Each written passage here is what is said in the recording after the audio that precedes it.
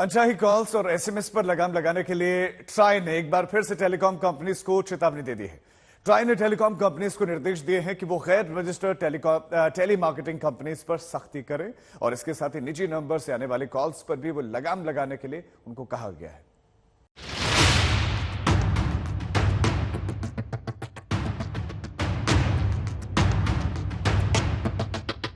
अनचाही calls और SMS रोकने के लिए टेलीकॉम रेगुलेटरी अथॉरिटी यानी ट्राई ने टेलीकॉम कंपनियों को अनरजिस्टर्ड टेलीमार्केटिंग कंपनियों पर सख्ती करने के निर्देश दिए हैं।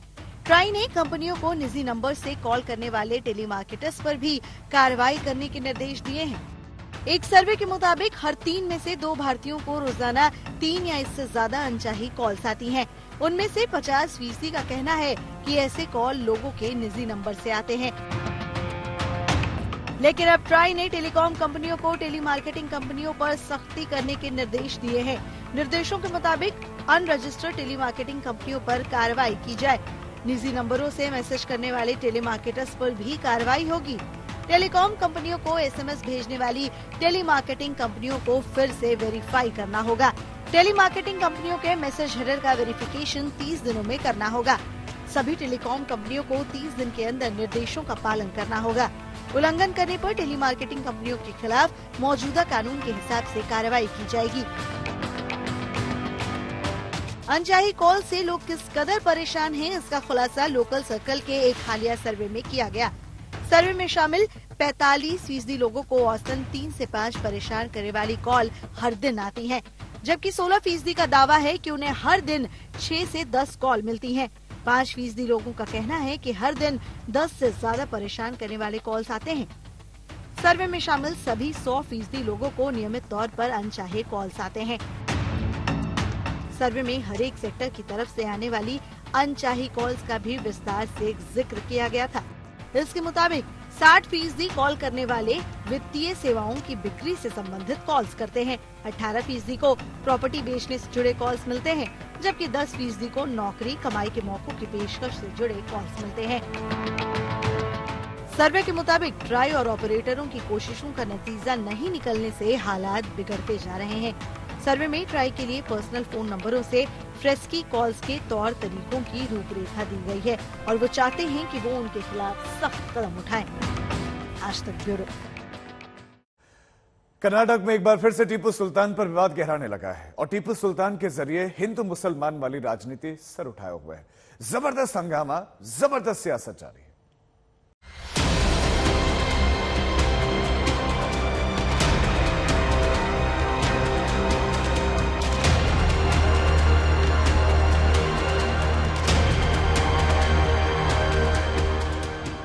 कर्नाटक के सियासी समर से पहले हिजाब का मुद्दा उठाया जा रहा है। हलाल मीट पर विवाद गरमाया जा रहा है, लेकिन एक मुद्दा जो लगातार कर्नाटक की सियासी फिजा में छाया हुआ है वो है टीपू सुल्तान का।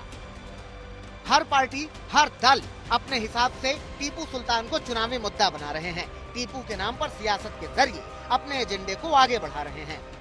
अब इसी राजनीतिक घमासान के बीच टीपू सुल्तान के वंशज आगे आए हैं। उन्होंने टीपू के नाम के सियासी इस्तेमाल पर नाराजगी जताई और ऐसा करने पर कानूनी एक्शन की बात कही। Whenever the election is around, the political parties use the Tipu Sultan name as an anti-Tipu, whether it is BJP or any other party. I want this to be to have an end now. What Tipu Sultan history is an history.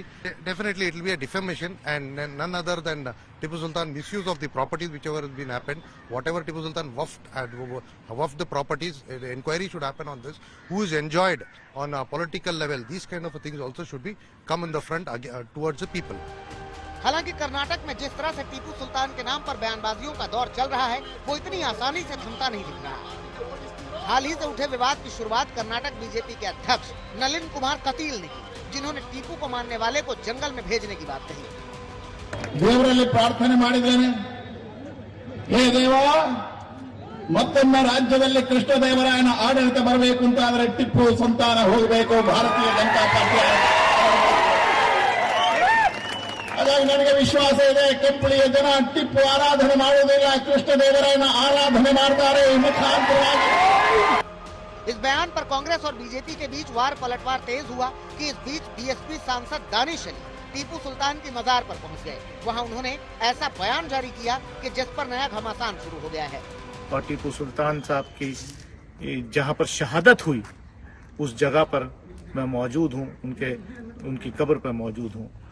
मैं एक बार फिर यही कहूंगा कि मुझे फक्र है कि मैं टीपू सुल्तान को फॉलो करता हूं, मैं महात्मा गांधी और अंबेडकर को फॉलो करता हूं, मैं नाथूराम गोडसे के फॉलोवर से लड़ने के लिए, आइडियोलॉजिकल लड़ाई लड़ने के लिए तैयार। उधर कांग्रेस पार्टी टीपू सुल्तान के नाम पर जारी सियासत को मुद्दे से भटकाने की साजिश बता रही है ताकि रोजगार, भ्रष्टाचार जैसे मुद्दे से लोगों का ध्यान हटाया जा सके, चुनाव से पहले प्रदेश में ध्रुवीकरण किया जा सके। BJP is very clear that theirs is a failed government. People will boot them out of power. So they cannot talk on employment, they cannot talk on corruption, they cannot talk on administration. So what do they talk? They will talk about love jihad, they will talk about Tipu Sultan to divert the people's attention, confuse them, polarize the society on communal lines. Karnataka में टीपू सुल्तान पर जारी सियासी तनाव के बीच Asaduddin Owaisi BJP को निशाना बना रहे हैं। बीजेपी नेताओं के ऐसे बयानों को उकसाने वाला बयान बता रहे हैं। अगर टीपू का कोई नाम लेगा, जैसा मैं लेता हूँ कि आप मार देंगे तो मार के बताइए, हम मरने के लिए तैयार हैं इस देश के लिए। कर्नाटका में अगर कोई करप्शन बोलेगा तो तकलीफ है बीजेपी को, और टीपू बोलेगा तो तकलीफ है। तो ये इनका एक करप्शन है बीजेपी का। कर्नाटक में इसी साल विधानसभा चुनाव होने हैं और चुनाव से पहले ही सूबे में धर्म वाली राजनीति का शोर हो रहा है। टीपू सुल्तान धर्म वाली सियासत का सबसे बड़ा चेहरा है। आज तक ब्यूरो।